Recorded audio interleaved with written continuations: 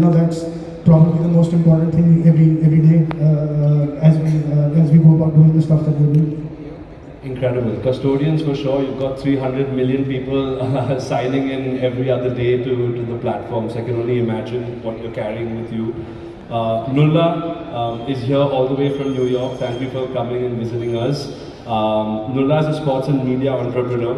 Is the founder of Cedar Lane Capital, a private investment firm through which you own AFC Bournemouth with Michael B. Jordan, who right now is obviously having an amazing moment in the sun with Sinners, but has been a personal favorite actor of mine for the longest time, all the way from Creed to Black Panther. And I think Creed also is sort of sports and entertainment overlapping with each other. So I think you found something very interesting in a partnership there. You previously co-founded Cosmos Holding.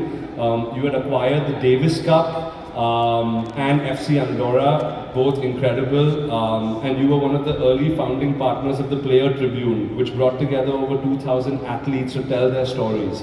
Now this is very interesting. Of course, AFC Bournemouth, we want to hear a little bit about that and your venture into that and how you see entertainment and sports colliding with each other with team ownership and the things that you're doing there. But you got 2,000 athletes to tell their stories firsthand. I think that's something that's really important, and I feel like that's something that India is growing into as we build more depth in our sport, is to hear the stories from the athletes themselves, right? And hear where they come from. A lot of them don't come from privilege. They have to fight their way all the way up, as we've seen in Indian cricket time and again, and other Indian sports as well.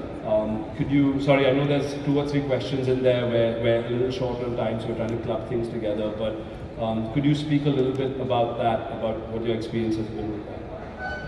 Yeah, absolutely. Firstly, thanks for having me. It's my first time on by, and I loved it so far, so I'm looking forward to coming back more as well. So, I think first and foremost, just on a high level, I think the world today we live in is experience and content is so individualized. I think sports is one of the few remaining things that are truly shared and communal. Everyone experiences it together. So a lot of the technologies and experiences, including storytelling and content especially, allows us to bring fandom globally together. Someone spoke earlier about obviously how cricket here may be experienced in the US, and hopefully American sports are experienced here. And it really brings the world together, and I think storytelling is a big part of that. Now within storytelling, I think the Players Tribune, which I had the opportunity and fortune to work on early on, it really brought first-person narrative to athletes' stories, which is really unique at a time when these are humans at the end of the day, and exemplary humans nonetheless that do Herculean things, but they're humans at the end of the day, and some of their personal stories off of the field, off of the pitch, are truly interesting and fascinating, and how they balance that. So it's one of the ways I think that sports brings the world together, and that unique storytelling through a first-person lens, and it reminds us how small the world truly is. So sports overall, I'm very bullish on, and how it brings the world together. But I think storytelling, particularly in my experience through the Players Tribune, was one of those early movers in the space. I watched your documentary, Match Day, was it called? Yes, in Barcelona. On Barcelona, with I think it was co-produced with Gerard Piqué, and I think that was one of the first few pieces as well that to come out, which was such an immersive viewing experience that allowed you to see the behind the scenes of a team like Barcelona, and I think that stuff like that actually helped build fandom, and depth of fandom. So incredible for that. I'm going to circle back with a question in a second. We've got Vikrant here, who's the CMO of Dream 11, the world's largest fantasy sports platform. That's crazy. With over 250 million users. As someone who works in advertising quite a bit, I have to say I'm a huge admirer of everything that you and Harsh have built.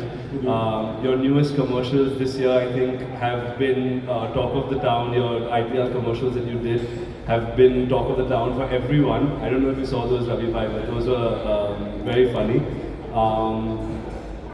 you know, you all have been at the forefront of building a different side of the attention business. I would consider sports, film, media, everything together, encompass it all within the attention business. You found a whole new side and you created a whole new industry for the country, which didn't exist previously, or at least didn't exist the way it does today. Where do you see STEM, you know, as we've been trying to now own this acronym, where do you see STEM sort of converging within your industry?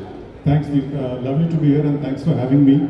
So, as a digital first brand and company, using technology as a backbone for everything that we've done at Dream Level comes very naturally to us. I think the scale that we've reached right now, you mentioned the 250 million plus users, wouldn't have happened had we not been a sports tech brand at heart. So I think that has played a large role in not just the growth of Dream Level, but actually the way we have contributed to even driving fan engagement, in this case specifically, let's say for cricket or for lots of other sports as well. So I think there is this whole bit of, as we like to call, turning passive sports fans into active sports fans the moment they start playing fantasy sports.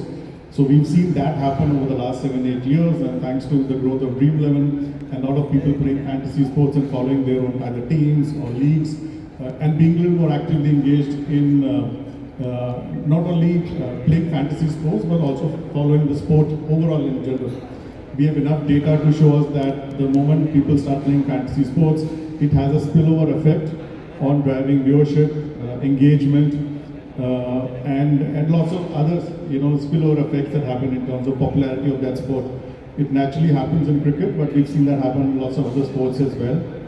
The tech piece that you were referring to, one of the biggest enablers for us is actually our tech stack, which helps us handle this kind of scale. We have over 250 million users, as we spoke about, but our peak concurrency on the Dream 11 app can sometimes go in excess of 15 million users. Yeah, and we're in the middle of IPL right now, and there's a golden hour of, let's say, 7 p.m. to 7:30 p.m.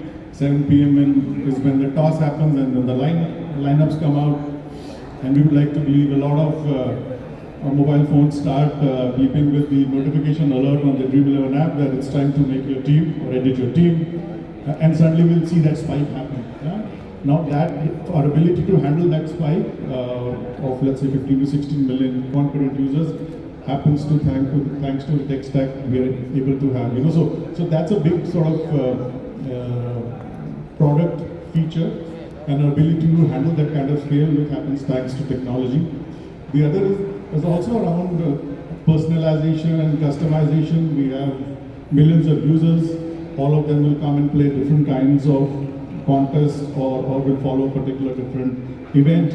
Making it more seamless and immersive for them is something that obviously a lot of data analytics goes behind it to make sure that that experience happens. And then while it's primarily a fantasy sports app, there are lots of features, product features, which make it more like a sports content app in some ways. So you naturally get live scores, you'll get even text commentary, real-time updates of your fantasy points. There will be tips from what we like to call as fantasy gurus who recommend a particular team to you. And there will be private chat groups that you can have. You can create private contests. Lineups, the moment they get announced, will get updated. So there's a lot of that immersive experience that happens thanks to all the tech product features that we build, which makes it, which goes back to the initial point of turning passive fans into active sports fans. Yeah. So I think there's that bit which has happened again more from a sports tech lens, which has not only led to the growth of Dream Level, but also the ecosystem that I was referring to. This becomes even more important for some of the tier 2, tier 3 sports and events. Everybody follows IPL, and there are more than, depending on what Prashant says, 500-600 million people in the country now are actively consuming the IPL. But for smaller leagues and tournaments which probably don't get that platform in terms of fans following them, the moment it's featured on Dream Level, we suddenly see a greater level of interest in that particular sport or event, even if it might be cricket. So that's, I think, the other role that we have played in driving that sort of consumption. While we spoke about a lot about the consumption on the product, I think the spillover benefit that I spoke about also then translates into marketing and advertising. As the CMO at Dream Sports, I sort of have that bird's eye view on how that landscape has changed over the last few years, and that bit around sponsorships and advertising and using even external platforms, whether it's on a Google or a Meta, from the first click to the last click, and technology plays a great role in making sure that happens. And are we serving that kind of even advertising as content to those kind of cohorts and users, which is more personalized? All of that also happens thanks to technology. So I think all the examples that I spoke about hopefully paint a picture around what kind of role technology has played in not only just fantasy sports, but also how we are engaging with the sports fan. Yeah, no, incredible. I think the usership that you have and the virality that you all have created within users and actual using of the product speaks for itself.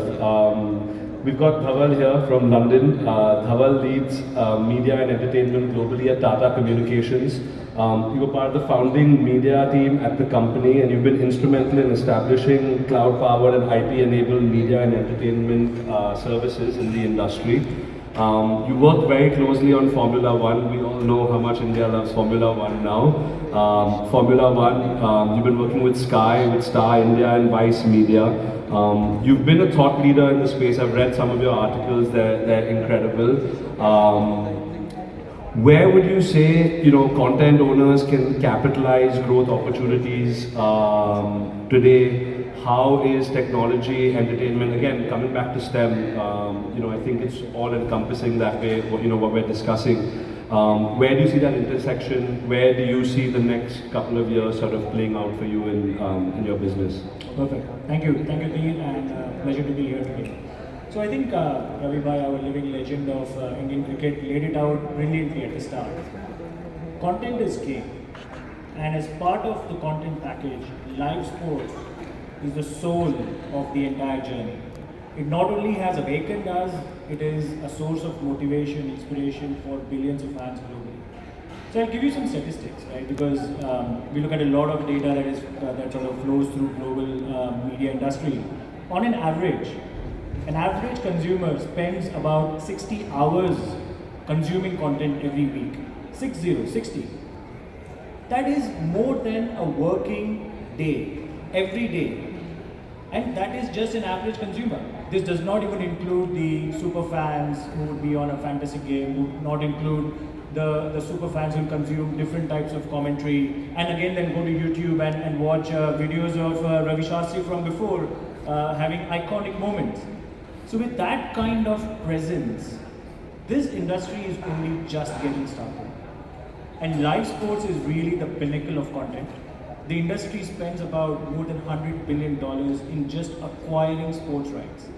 And the reason for this is because it drives and captivates people. As at Tata Group and at Tata Communications, we are very privileged to work with, as Lee said, some of the best sporting federations in the world.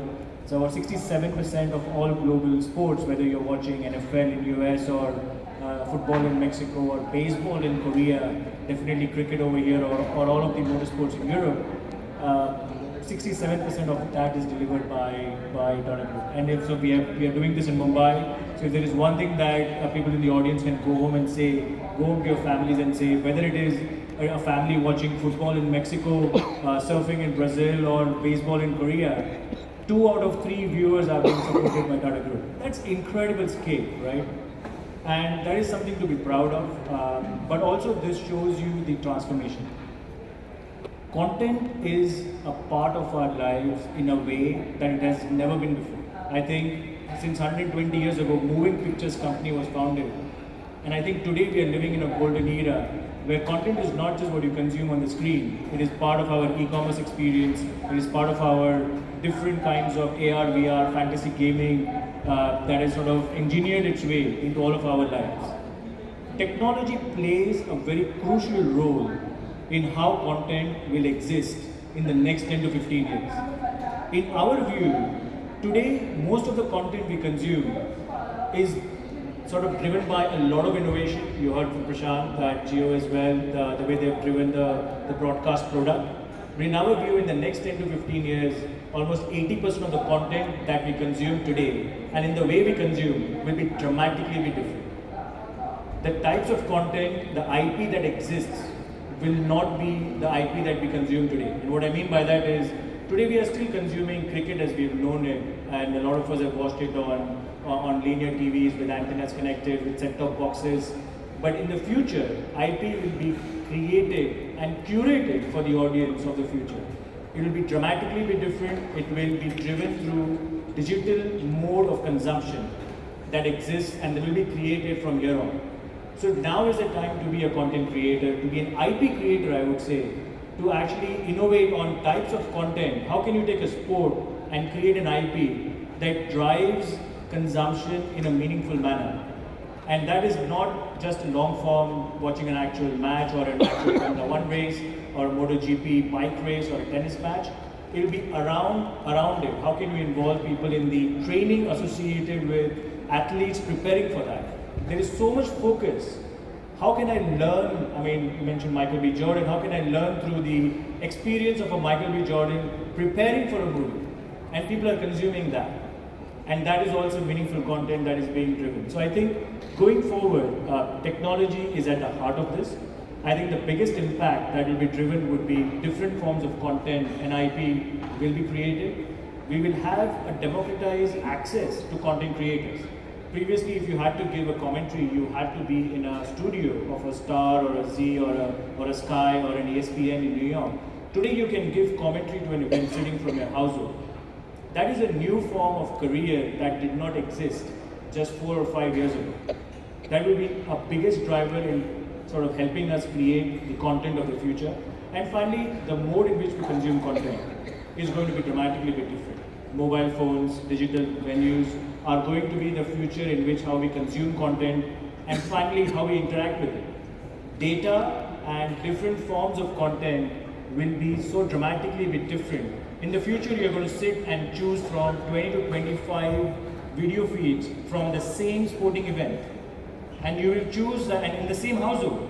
So maybe a mother is going to choose a feed of a central batsman, the kid is going to choose a feed of a bowler because he or she wants to look at the bowling action. Somebody is going to focus at a fielder on the boundary line who's sort of focused on the next sort of event. So this is the kind of consumption that has just only gotten started. So we are looking at a dramatic transformation over the next couple of years. Thanks for that. I'm sorry, I know we're running out of time. Ravi sir, I think, I would have loved to do a second round of questions, but they've asked us to move on. I have a quick question, not quick, well, I'd love to hear your thought on this, because I think it would help encapsulate where we are today and where we were. You've seen cricket and you've seen brands interacting with cricketers, with yourself, of course, doing Coca-Cola commercials and early day Vimal commercials, which were all iconic, to multi-year contracts with Sachin Tendulkar and, of course, with the legend Mark Mascarenas. You've seen through this entire time where you've obviously been a catalyst to some of those deals. We've heard this from Sachin multiple times.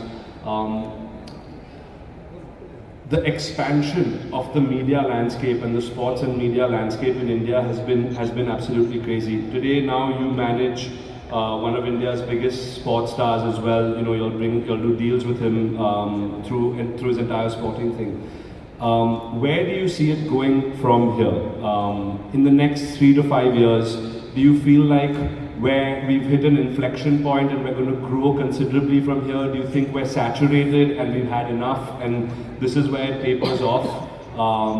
And of course, you've already spoken about how technology plays in there, but where do you feel sort of consumption patterns are moving towards? I think it's going to go bigger and bigger, simply because of the visibility factor. The platforms that are coming out every day. So earlier you would do an ad for a brand and you would be seen by X million. Today the platforms that exist give that same brand the viewership. It creates awareness that is unreal. They would have never dreamt of. And it's not just national, it's international. It's global. So the reason why the numbers increase, it's not a sport where you need 50,000 people to make money. That's nothing. You can forget the number of people that come in, you can get all of them in free. What pays is the other platforms that bring it in, just like the IPL. I mean, gate receipts aren't important. It's the bucks that come in from other platforms. It sustains and allows other platforms of cricket, other facets of cricket to grow. You know, take for example me. I played as a cricketer. I did broadcasting. I did coaching. But today the fun part is content. As Dhaval said, content is bap. You know, you can't shortchange that. Is when I do television today, I'm walking down the street, I say, into the fence like a tracer bullet. It catches everybody's imagination. So I go through, I'm checking in, they say, hey, tracer bullet, can I have an autograph please, you know? Or Dhoni finishes off in style. That's captured, goes down for years.